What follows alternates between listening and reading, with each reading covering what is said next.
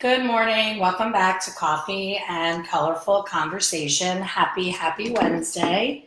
Hope everyone's having a great segue hump day, middle of the week. I hear my East Coast peeps are getting some snow today. I'm sorry to hear that. That is a bummer. Hey, Trisha. But the good news is you'll be able to watch my coffee chat and be able to maybe have a fun snow day.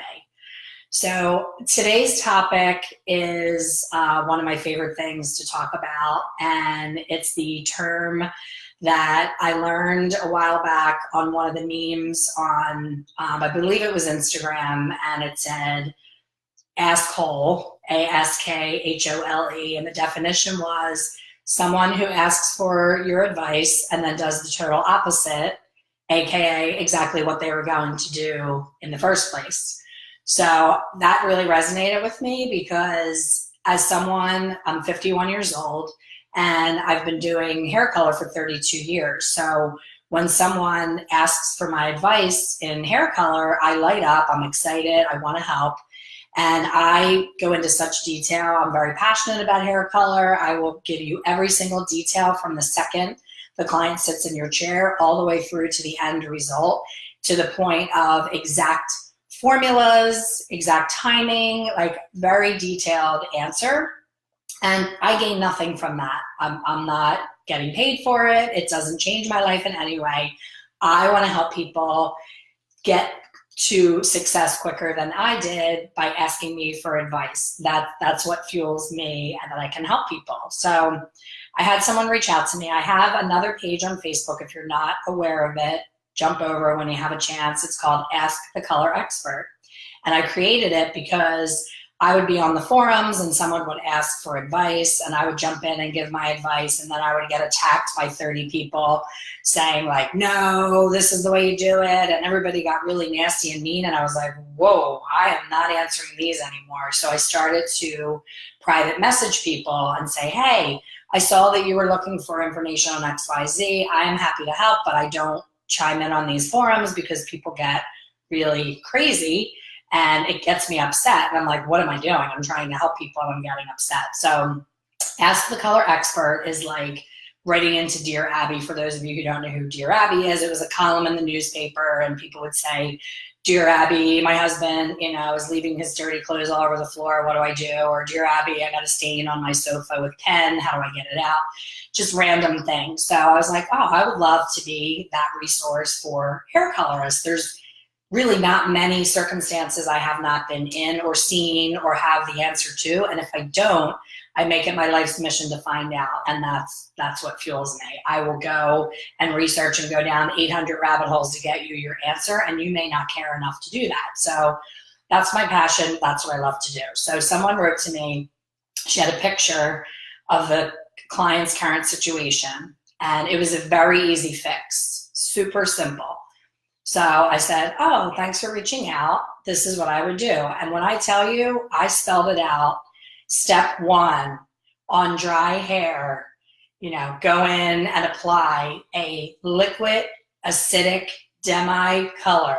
My personal favorite would be Redken Shades EQ, 1 ounce of this, 1 ounce of that, equal parts, dedicated processing solution. I mean, I spelled it out. It was like, there was no room for error.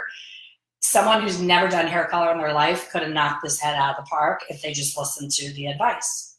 So I spell it all out, and she comes back and puts the after. And I'm like, wow, I need to stop giving that advice. Like, that did not go well. So I was upset because I thought, wow, she listened to me and I really led her down the wrong path. That looks like crap. So I checked in and I said, hey, she said, what could I have done different? Was her next question. And I said, well, what did you do? And she proceeds to tell me the complete opposite of what I told her to do, which was what her gut told her to do. And that's fine, but don't ask and not do it and then say what went wrong. So I took a deep breath and I very nicely wrote back, is there any reason that you chose not to use a demi and you chose to use permanent ? So that's my point of this rant and getting on here and talking about ASKHOLEs, because we're surrounded by them. Our families do it to us. Our friends do it to us. My husband absolutely loves Waze, the app on your phone that you use to get driving directions. The entire point of Waze is not to tell you how to get to your work. We all know you know how to get to your work. The point of Waze is it's a satellite system that knows every accident, every backup, every overturned tractor trailer, every issue is in this magical camera in the sky telling us what to avoid. So we just moved to Florida, and he had a lot of back and forth with taking our cars here, and he drove here with a friend, and he kept telling him how great Waze is. And when they were driving, when it was the friend's turn to drive, he wouldn't listen to the Waze because he has driven to Florida before, and he said, I got this. No, they're telling you to go the wrong way. My husband was like, okay, we'll try it your way, but I'm telling you, there's a reason that Waze is telling you to get off at this exit. So of course they go the way that the friend wants to go, and it's bumper to bumper, gridlock, traffic not moving. And my husband just looks at the friend like, told you so. So it's not, when someone's giving you advice, it's not to be a know-it-all. It's not to be ego driven, like I know everything, especially for me with hair color. That is so not where I'm coming from. I'm coming from a place of, I did that XYZ that you're ready to do, and I know it's not going to turn out okay. So wouldn't you rather avoid it and do what I'm suggesting and just try it? What happens is fear comes in, the trust is not there. They're like, I don't know this lady in the computer, her face in the computer. I've never met her. I don't know if she knows what she's talking about. And they do what they've always done. And the definition of insanity is doing the same thing over and over again and expecting a different result. So she went in with permanent color. The hair was trashed. It was orangey. It was awful because she did what she always did, because she was afraid to try what I said.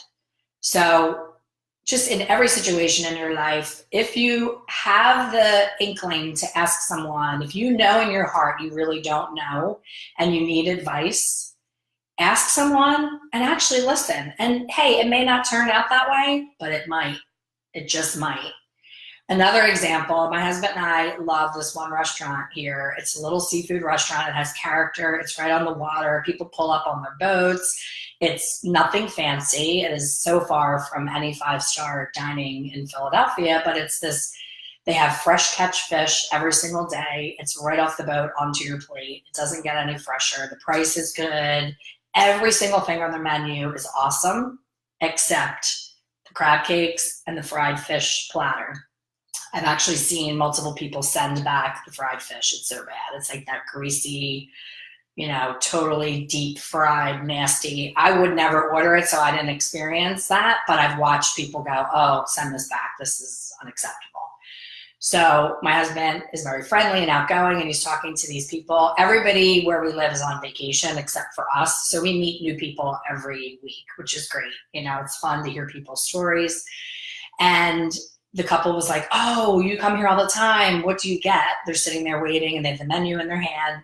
And my husband said, they have the best house salad. It's the best thing on the menu. It's got these little pine nuts in it, and this, the dressing's so good, and you know, it has this and that, and it's so different. The carrots are so fried. He gets so excited. We keep telling him he should write a food blog because he loves to describe food that he loves. So he's going into, I mean, he's taken it on as a project, telling these people he wants them to have the best meal possible because they're from like Iowa and they're never going to be here again. So he tells them, get the house salad, do not get the fried fish. I don't recommend the crab cakes. It depends on what kind of crab cake you like, but it's a lot of filler and it's a lot of breading and it's not a lot of crab, and they were not my favorite. So we're chatting. They go sit. Of course, we end up sitting across from them where we can see what they're eating. Neither one of them got the house salad. He got the fried fish and she got a Caesar salad. And we're like, we just look at each other and we're like, okay, you know, whatever. We tried. And the fried fish is awful, and it looked awful. And the guy had such a grumpy puss on his face. He was so mad that he ordered that. And I'm like, but we just told you 5 minutes ago not to get that. So it's just interesting for me, from being behind the chair for so long and meeting so many people. Years ago, one of my stylists went to Hawaii, and she came back, and Hawaii was always on my bucket list. And I was so jealous when she went for her honeymoon, because I didn't get to go for my honeymoon, and it was really a major bone of contention in my marriage. You know, every year I'd be like, when are we going to Hawaii? We didn't get to go for our honeymoon. And it was like so on my bucket list. So person in my chair is getting ready to go to Hawaii, and the stylist on the other side of the mirror was already in Hawaii, had a great time, had her ups and downs, and was willing to give advice on the trip. So she said, whatever you do not pick the luau on the beach. You're going to be at these nice hotels, and they're going to offer you a beach luau, or there's like an indoor luau, and you're going to think, I'm in Hawaii, of course I want to be outside. But I promise you, the indoor is so much better, and luau's are expensive, so you're not going to want to have a do-over, and you don't want to do it more than once because it's a luau. Like, you can't do it every night. So she tells this person, you know, don't do it. Whatever you do, that was her only advice, is don't do the outdoor luau. So person comes back a couple weeks later, nice tan, had a great time, and they're chatting, and she's like, oh, how'd you make out? Oh, we ended up doing the outdoor luau, and you were right, it really sucked. So a luau is like $150 a person. So that was $300 that they willingly spent on something they knew going into it was not a good choice. They had advice from someone they knew and trusted. We swear by TripAdvisor and Yelp. Not so much Yelp, because Yelp sometimes is people being spiteful, especially for us in the hair business. It's a disgruntled former employee that'll make up some crazy story, and then you can't get it down from Yelp. But TripAdvisor is pretty on point. My husband and I went to Italy, and we had this awesome woman who's from Italy, who was like a travel advisor. She wasn't a travel agent. So she would take charge of, okay, you're going to get to the air. She literally mapped it out for me. She was like, you're going to get there, and you're flying through the night, and you're not going to sleep well on the plane. So as soon as you check into your hotel, you want to take like an hour nap. Like, set your alarm and do not sleep past an hour. You're going to want to go to sleep because it's time for you to go to sleep. It's like the middle of the night for you. But trust me when I tell you, you are going to be so happy you stayed up. Get up when that alarm goes off. Go out and get an espresso, sit and have a bite to eat, stay awake for as long as you possibly can, and go to bed at normal Italy time so you can get your clock set on that schedule. So we did all that. We listened to her. When we were planning the trip, the hotel that the travel agent, the same woman, recommended, it was on the Amalfi Coast in Positano. It was called Eden Rock. And she put us in there, and of course I start going down the TripAdvisor rabbit hole, and like maybe 4 people commented, great hotel, great location, we loved it, but it's a really old architecture type building, and the room doors are really heavy, and when people go in and out of their door, it slams, and it really gets annoying when you're on vacation because you want to take a nap, or you want to, you know, sleep in because you're on vacation, and the slamming doors, it's so annoying. So I was like, oh, the travel agent knows what she's doing, and that person's just being extra grumpy. Like, what a small thing to complain about. So we get there, we check in, beautiful location, beautiful hotel, everything as written verbatim on the TripAdvisor comments, and we go to take a nap, and it's like, bam, bam, slamming door, slamming door, slamming door. And I'm like, you know what? Shame on me. I was an asshole. I went on TripAdvisor. I knew I was going to have slamming doors. I didn't change my hotel because I trusted the travel agent. And you live and learn. So now when I go on TripAdvisor and it says, smells like mold, terrible service, you know, we got there and the room wasn't ready, there was dead spiders in the corners of the room, there was, you know, hair in the tub, like whatever, I listen and I don't book it. So I am no longer an asshole. I've lived on this earth long enough to know that when people give you advice and their opinion, they want to help. They want to prevent you from making the same mistakes that they did. So when your parents are trying to tell you how to parent your children. It's annoying, you know, they're always like, oh, you know, do this. And when I raised you, I did that. And yes, times change, and there are times that you have to half listen and kind of adapt and adjust. But certain things, like using Waze, you know, my mom, we taught my mom about Waze, and we were driving to see my aunt, and she has it on, and she's like, I don't like this. It's taking me these weird ways. And I was like, weird ways? It's called Waze. The job of the app is to take you weird ways, because there's traffic on the expressway on the way that you know without using this magic device. I know you know how to get to Aunt Ruth's house. I know you know the way, but this little computer knows how to get there without you sitting in traffic. So it's just really simple, you know, to just listen when people give advice. You know, when I moved here, my husband's cousin lived here before us. So when she says, you know, avoid this neighborhood, it's too busy, this is an awesome neighborhood, it's like totally your speed, like I listen. When she tells me to go to a certain restaurant, I listen. She has gone there before me. Why am I going to go and spend $100 on a lousy meal because I don't want to listen to what someone told me to do? So if you're being, number one, if you're constantly asking for help with hair color, get help with learning how to do hair color and stop asking, period. If you've been in the salon more than 3 years behind the chair, you should no longer need to phone a friend and have the whole Jeopardy thing going where you're like, oh shoot, my magic Oz behind the curtain is out sick today, I'm screwed. She tells me what to do on all of my clients. What am I going to do now that she's off today? I don't know what I'm doing. I've known colorists that have colored hair for 5 years and never learned formulation. They do the phone a friend every single day.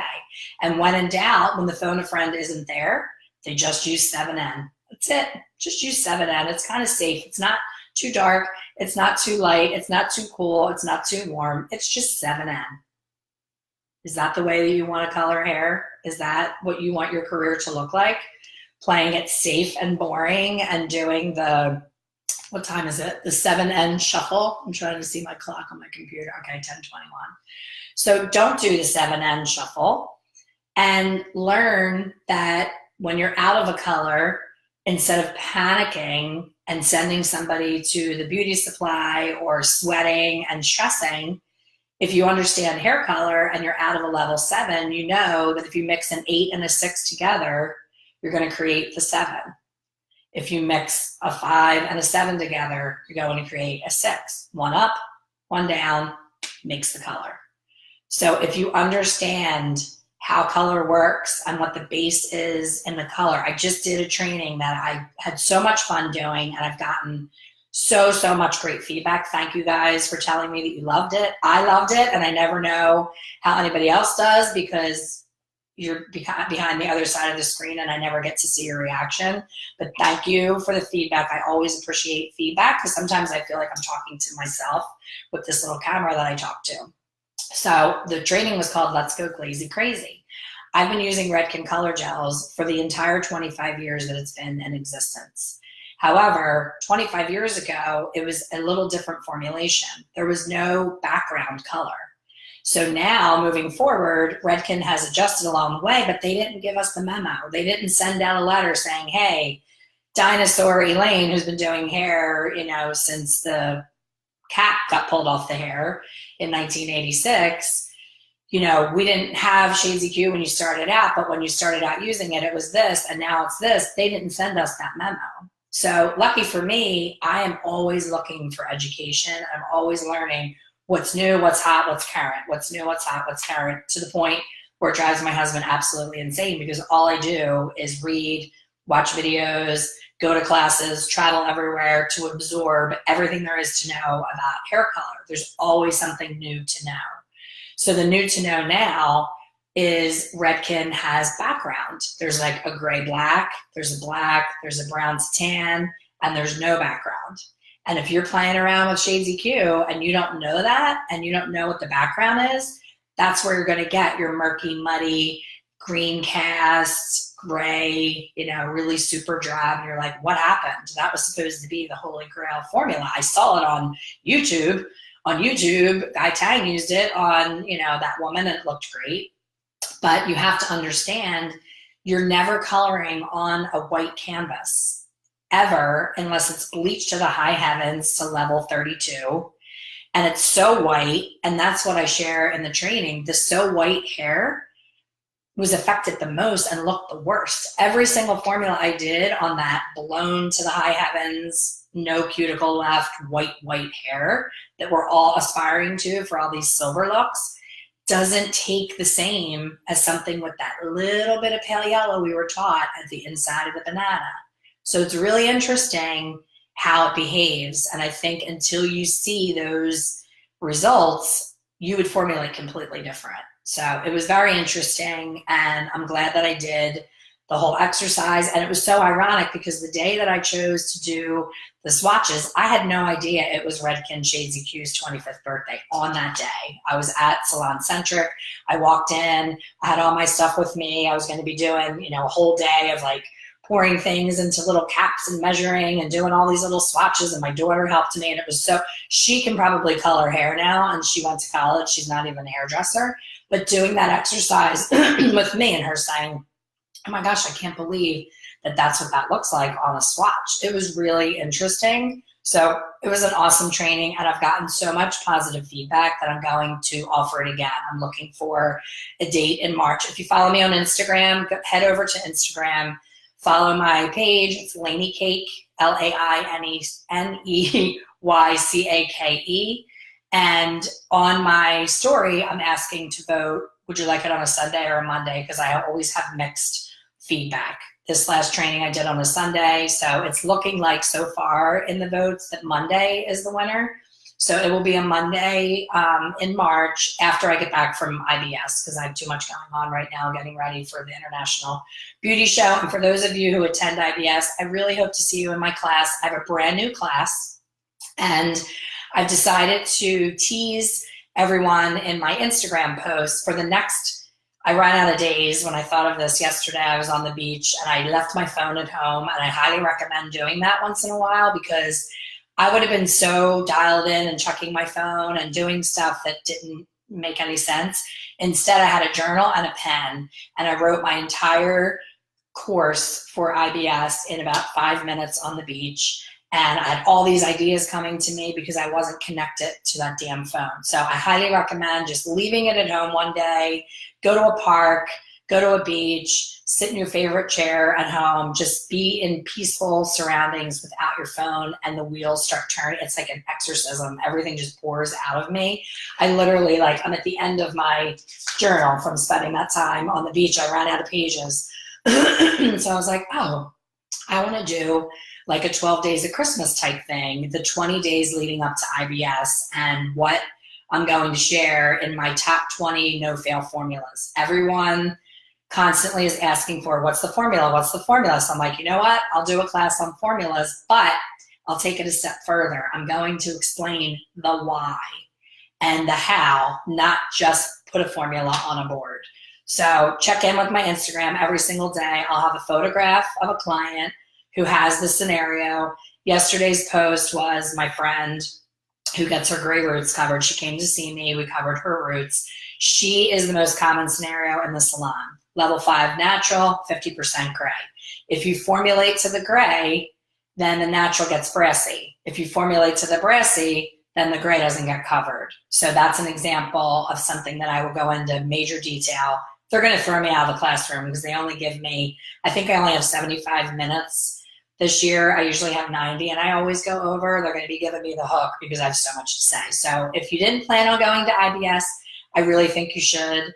I love that show. It's the first show that I ever attended as a new hairdresser, and it's one of the first shows that I was fortunate enough to teach. So it has a special place in my heart, and I always love going, even though it's cold, and I have to leave beautiful sunny Florida to now fly to cold New York, so it's going to be a little bittersweet. But I get to spend time with my daughter. I'm going to be visiting. She's coming with me. I'm very excited. So I'm excited to see you all. Again, head over to my Instagram and, check out those posts and keep an eye out for the next Glazy Crazy training because you will absolutely love it. And don't be an ASKHOLE. Just try it. If somebody gives you advice about something, just try it. You have nothing to lose. It may just work out. Thanks for watching.